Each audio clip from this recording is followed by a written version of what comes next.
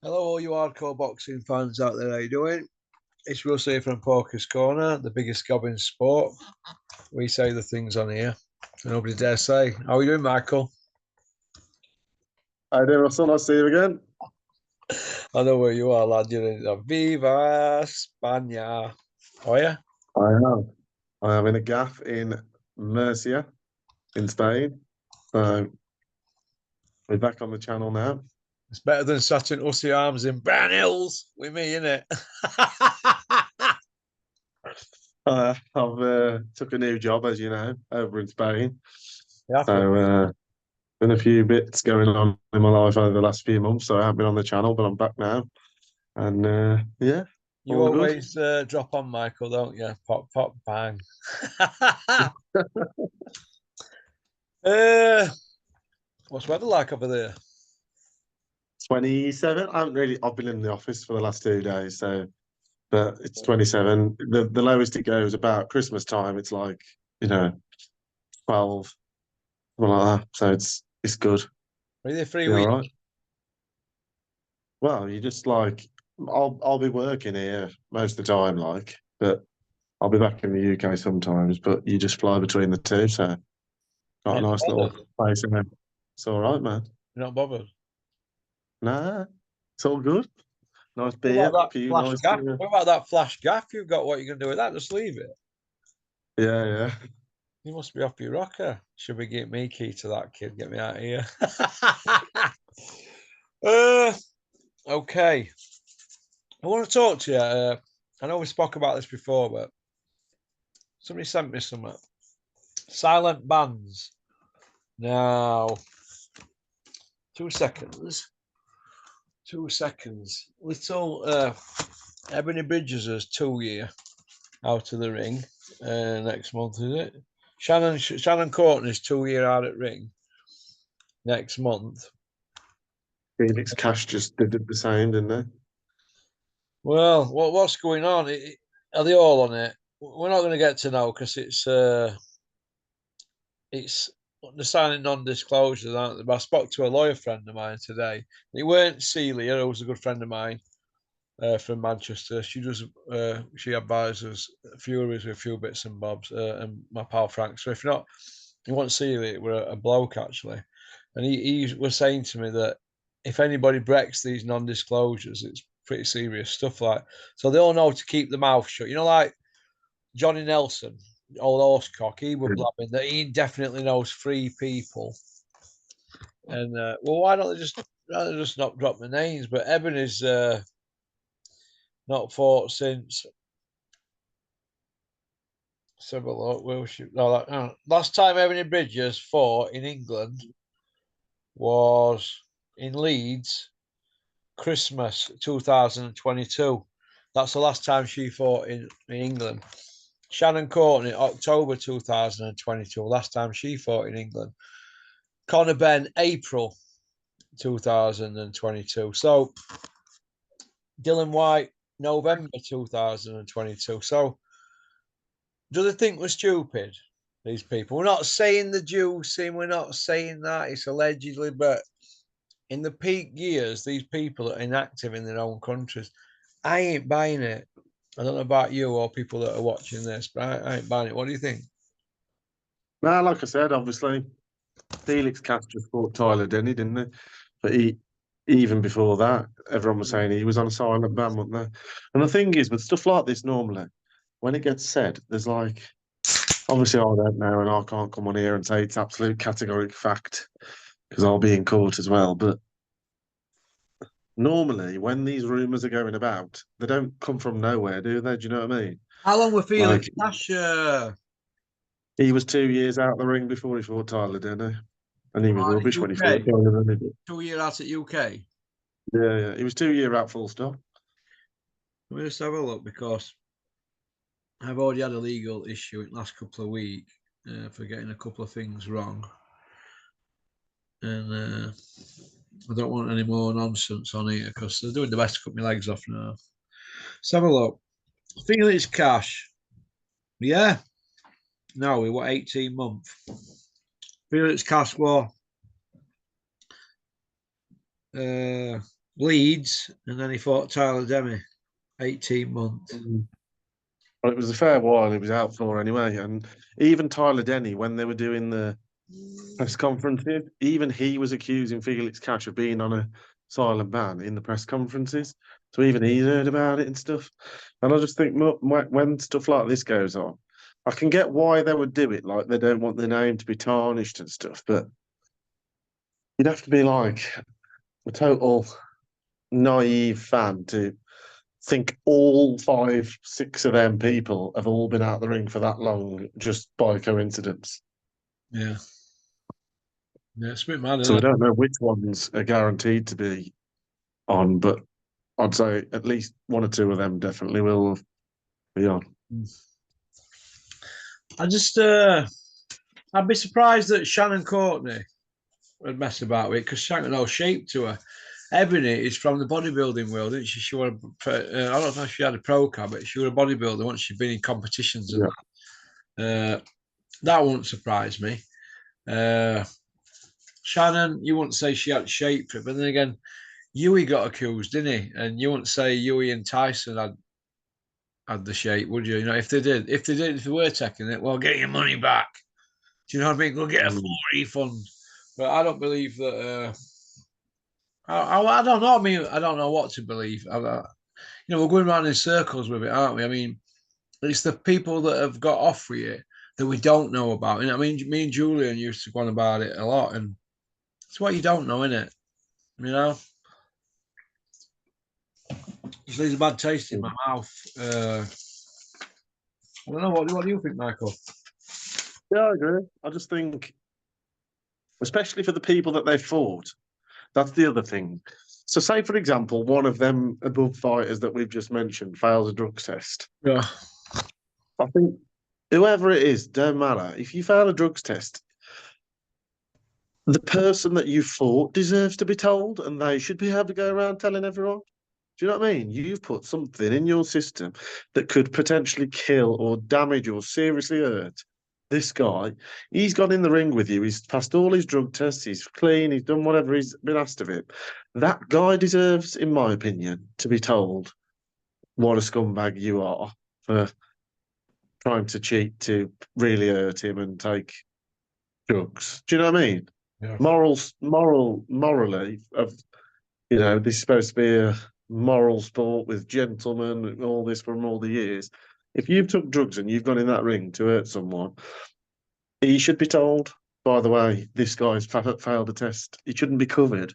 It don't really matter about my opinion or your opinion, really, because we're just fans of the sport, like, but the guy who matters the most is the guy he fought. Do you know what I'm saying? Yeah. Yeah, I see where you're coming from, mate. I see where you're coming from. That guy, you know, when you had your MMA debut in what, Birmingham, yeah. Yeah, yeah. When you had your debut, were you tested, Michael? No.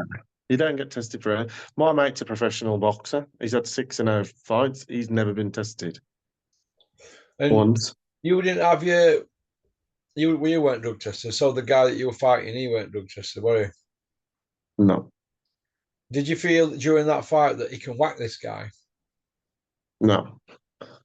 or do you feel that the adrenaline's running that much? You think, oh God, it's easier than what I thought. That kind of thing. Well, you just in having a fight, ain't you? In the zone, aren't you? But Yeah. it doesn't even cross your mind at all, anything anyway. But for stuff like that, you wouldn't get tested anyway. It's such a low level shit that you ain't going to get tested anyway, so it don't matter. But my mate boxes professional 6-0, and he's never been tested either. I know he's clean because he wouldn't do that kind of stuff. But I said to him, like, how do you know what your opponents are doing and stuff? And you just, I think you only get tested for a title or something, don't you, these days? Yeah, when I worked for Dennis Hobson for Fight Academy, only drug testing that Dennis ever paid for was for if there were title fights on. Kane Salvin, that were an area belt, central area, that were drug tested. Liam Cameron's Commonwealth title fights, they were all £1,000 a pop then. Yeah, Liam, Liam got I've done. heard that's what happened. Yeah, Liam got he had an adverse finding for the Sheedy fight, but they let him off with it. put it on file. And then Yeah. obviously the next fight, the defence, Genman, he failed again for coke when they done him. That's why he was on coke when he was on about that before. To be honest with you, I don't know what to make of it, but Liam were fighting at super middleweight, and then Dennis called the meeting and said, "Do you want Sheedy fighting him?" And Chris went, "Yeah, we'll take that. But you're gonna have to fight at 160." So they went, "Yeah." So he went down from 168 to 160, but he overdid it and went to 158. So when he jumped on the scales, I remember standing in front of the scale, and Dennis went, as if to say, "What's it say?" Before the guy reads it out, I went 158. Dennis went, "Oh, he could have done like middle straight away," even though he had an head like me, like with all that going into, he had a head like a skull. First thing Dennis thought, "Whoa, we could have a big light middle here on John," but I didn't think anything like he took out like that. But people were saying to me when it all come out, a while after that, he'd probably took it to take hunger pains away, in fight week and that. But Yeah. I don't know, with that small amount, I could see Liam, as daft as a brush as he is, handling money that got coke on. But would he get into your post to fail a drug test? I don't know, do you? Depends. I mean, the top level VADA testing, and that's like 20 odd grand, 30 grand a fight, isn't it? So I would presume maybe that probably would, but these 1 grand blood tests, I doubt it would get in your system off just touching money. I don't know though. I ain't a drug expert really, am I? So I'm obviously clean as a whistle, would never touch a drug. So Well, I know. I'm like that. allegedly, I'm like the that. stuff I take ain't performance enhancing. Let's put it that way. Yeah, fucking hell. Um, all right then. Dylan White though. How about Dylan? He's got form, hasn't he? Well, He's had more failed tests than I've had up dinners. So Well, Dylan's November 22. yeah, Last time he fought in UK. Crusher Ben. He's April. There's nobody wants to take them on, do they? And burst their bubble, do they?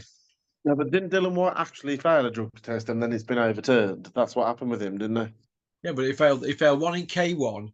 Then he failed that one after. But he had so many fights. He got done before he fought Joshua because he came back after Bannon fought Joshua. Do you remember him at Presser in that purple box coat, that Yeah, velvet box coat jacket? That were all right, yeah, that Dylan, for you. uh, Look, I look at it like this: anybody who's failed for doping, anybody across the board, whether it be Roy Jones, Holyfield, James Toney, they've all been done. Tyson Fury, uh, Crusher Ben, any of them, you've got a little asterisk next to the name. It might not say it in record books, but amongst boxing people and boxing peers, I have this conversation regularly with Curtis Woodhouse. He said, "All I want is an asterisk next to the names." Now, I said, "You're not going to get that, Kurt." But the boxing people know and the fans know, don't they? So I think as long as that's next to it, I think the tarnish. Because I look at people like Roy Jones and I think, wow, he was like Superman. And when he fought Clinton Woods, he looked amazing. But I always think to myself, what are you on about? Because I've spoke to Clinton about this over a coffee and a bit of carrot cake or whatever we had, or in his house having drinking tea or in pubs. And we've spoke many a times. And Clinton always used to say to me, he was only guy, Roy Jones, because he fought Roy Jones when he was at his peak, didn't he? Where he got in ring, yeah, and after one round, he's like, God, I'm out my depth for you. Do you know what I mean? Don't forget what Clinton went on to do. A tough man, he's still just out my depth.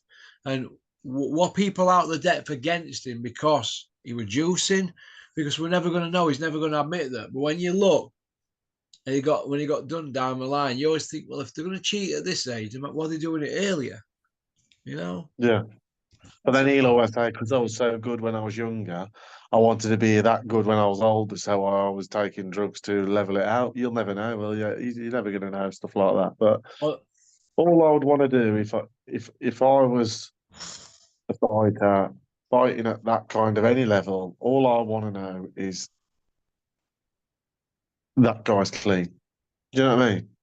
Yeah, but you never do you? So you never. is what it is. It is what it is. All right then. This London show that's on. Why are they saying it's part of Riyadh season? I don't get that. Do you? It's in London. It's not over there, isn't it? You think that's a bit? Do you think they're just giving him his Mm. moment because he's printed out? They did the same thing the other week, didn't they? There was what was on Riyadh August. I've season's been a bit. over though now, isn't it? So why are they saying it's part of Riyadh season? It's not in Uh, Saudi, is it? It's in London. yeah, but the other week when it was August, I've been a bit out of touch with it. Obviously, I've had a lot of shit going on, but they did Terence Crawford versus Mac. What was it? Who did he fight? Mac What the guy's name? Macmadon. Yeah, it is round Foreign. Madrimov, that was it. And that was in America, but that was called Riyadh season as well. And it was on like Santa Monica Pier in California, but that was also called Riyadh season. Now, to me, Riyadh season is obviously in Riyadh, isn't it? Like, I don't understand what they're calling it when you're in London, but to be honest, I don't really know too much about this Turkey guy. I've got a bit of a different opinion to him, to be honest, because at the end of the day, everyone said, oh, well, the fights are in Saudi or whatever, but the thing is, when the massive fights used to happen when I was like 15 years ago, Ricky Hatton v Mayweather and stuff like that, they all happened at 4 o'clock in the morning anyway. Mm. So we weren't going to watch them anyway because they were all either in Vegas or and at 4 o'clock in the morning. So over here, to me, if a mega fight's going to be made and it's going to be in Saudi Arabia, the option that I've ever grown up with was that it was either going to be in Vegas anyway. So to me, a fight being in Saudi Arabia and being in Vegas is no different because I'm not going to either of them anyway. The only difference is the one that's in Saudi Arabia, I can actually watch at a normal time on telly back in England anyway. Because all the people moaning, going, oh, well, it's in Saudi Arabia. Were you all going to fly to Vegas to watch it then? Probably not. That's my opinion on it. And we're getting the best fights made. So I don't really care whether it says Riyadh season or whatever, really. If we can watch the best fights, I ain't really bothered. And some of the cards he's done, the best cards I've seen. So I'm not a turkey hater, to be honest. I'm not really up on him, mate. To be honest, I'm trying to be, but I think there's too many people licking around him and fawning over him, and I think he's got too much power. When you've got Eddie Hills and Bricktop behaving like they've been behaving, I mean, let's have it right, Michael. Right, these are grown men, right? Staunch, tough businessmen. We all agree on that, and they're just bending over and being greased, and they're not bothered about what people are saying. They're losing their minds over pound notes, and it's quite odd to see him behave like this, especially Bricktop. I always had him down as a bit of a man's man, but you might remember a few years ago, when Eddie first got in Saudi, he was running around like an headless chicken, going on about StubHub, which he later worked with, didn't he, down the line? He had questions asked, didn't you, Bricktop, in the House of Commons by MPs? And then he was going on about the human rights issues in Saudi. But we're not seeing that same energy now, are we? Because they're getting paid. So how can we even trust these people ever? But they're always going to be in boxing, aren't they, in our lifetimes? And I have a problem with that because I just don't. I just think it's snide behaviour. It's not something that I'm fetched up with. I, I've said my bit, and I just don't like it. I think these people sell the souls for a pound now. I don't think necessarily that Turkey his intentions are as what he's saying. I think he wants to take boxing over and eventually put Frank Warren and Eddie Hearn out of a job. Yeah. Whether he will do that or not, I don't know. But that, to me, rich, powerful men like that, they never just want to do something for free. They always want another bit more money or another bit more fame or another bit more power. Or there's always got to be something. Do you know what I mean? Mm. There's never just, oh, well, I'm doing this for the good of the sport and I want to line Eddie Hearn's pockets and I want to line Frank Warren's pockets and I want to line all the boxers' pockets. That never happens. It's never happened in the world ever in hundreds and hundreds of years before we were alive, and it's never going to happen ever again. So that Turkey ain't doing all this for free, in my opinion. I don't know what his agenda is, and I couldn't care less what his agenda is because I ain't gonna be able to stop it. So it is what it is. But he's not doing that for free. As long as fights happen, Michael, it doesn't really matter, does it? But we're getting Yeah. some fights, but the fights we're getting is just run of the mill stuff what we would have got 5, maybe 10 years ago. So why are people losing their minds? Because we've been that starved of action, haven't we? You know, Well, I don't know. Some of the cards are good, like this one. If Liam Smith v Josh Kelly would have stayed on this card, it's a top card, isn't it? Really, you've got Joshua DeBra, you've got Josh Warrington fight, you would have had Liam Smith fight, you've got the Willie Hutchinson Buatsi fight, you've got the Tyler Denny fight. That's a great card. I mean, if Liam Smith's fight would have been on there as well, it would have been, that's top card. But I don't know. As long as we get the fights, I don't really care where they come from, really, or because, like I said, Saudi, Vegas, whatever. The atmosphere looks a bit shit on the telly, but looks a bit what? it's a bit dead on the telly, isn't it? When you got them all on the phones and you can hear everything, you know what I mean? It sounds a bit like lockdown fights We can't when have a they're beer, in can we? Saudi. But We can't have a beer, can no, there? No atmosphere, is there? no. But Okay. yeah, Okay. Liam Smith's. I've been told today he's got weight issues, massive weight issues, and he ain't going to risk it. But they're saying that he's injured, aren't they? But what about the check weights and all that? So obviously something's happened in between his check weights, hasn't they? If he's got it wrong, his weight. So that needs to be looked at his training team if that's true. If he is injured, what is the injury?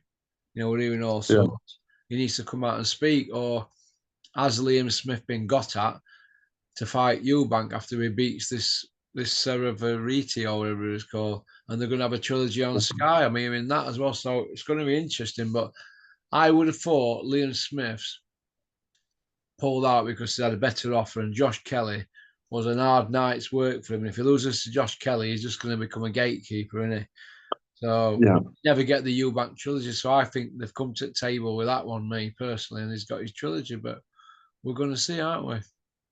How many times can Liam Smith keep doing this though? Like he's had a year and he said, "Oh, I was injured for the Eubank fight, and well, it wasn't really me, and this and this and this." If he has got weight issues or he's got whatever, that's a joke because you've already just sold the public down the river with the Eubank fight and said, "I'm going to beat him again. Stronger I'm going to faster, knock quicker him than a out speedy again." bullet. Yeah, it's like, I'm going to knock him out again. I'm going to beat him easier than the first time. I'll win. He's never going to beat me and all this. But you went into that ring apparently knowing you were injured and couldn't move there. So, one, you've let half the country bet on you to beat him. Do you know what I mean? Why say all this knowing you're actually walking in there and you're crippled and you can't do the job like? So, you've let people bet on you that now they've lost. You've told everyone to buy a pay-per-view that was pointless because you were basically couldn't even move. So who's ever going to trust Liam Smith ever again? Do you know what I mean? Now he's saying I'm firing and raring to go for the Josh Kelly fight, and apparently he's overweight, and there's this issue and that issue and whatever. I actually like the Smith brothers, but like you can't keep saying this, and this, and the opposite happening because no one's going to ever trust you ever again, are they? Imagine putting him in a pay-per-view fight with you back again, and you're like, well, we've just paid to watch you tell everyone that you're in great shape and that you're raring to go and you're going to win again, knowing that that was impossible. So how are we supposed to believe the next lot that you? Do you know what I mean? Are we all supposed to buy another 20 quid pay-per-view and you're going to spend and do another load of interviews telling us all you're in great shape when actually it means nothing? Ladies and gentlemen, the Smiths, the Beatles of boxing. Okay, do you want to go on to part two, Michael? Yeah, all right, mate. See you in a bit. I'll see you on part two in just a second. For those who enjoyed part one, why don't you enjoy Poker's Corner? Why don't you jump over to our sister channel and like and subscribe and leave a comment and check that out? I think there's about 25 videos on there now. It covers other sports, and if you like a bit of a laugh and you like people telling it straight, go and have a look over there. All right. And just before I go on to part two with Michael, I want to know, Roberto Smith, what's happening with Gary Sykes's belt? Gary Sykes won the belt outright. Why don't you give him his belt? I want to know. And I ain't going to let it go. You know what I'm like, Roberto. When I'll see you on part two. Pop, pop, bang.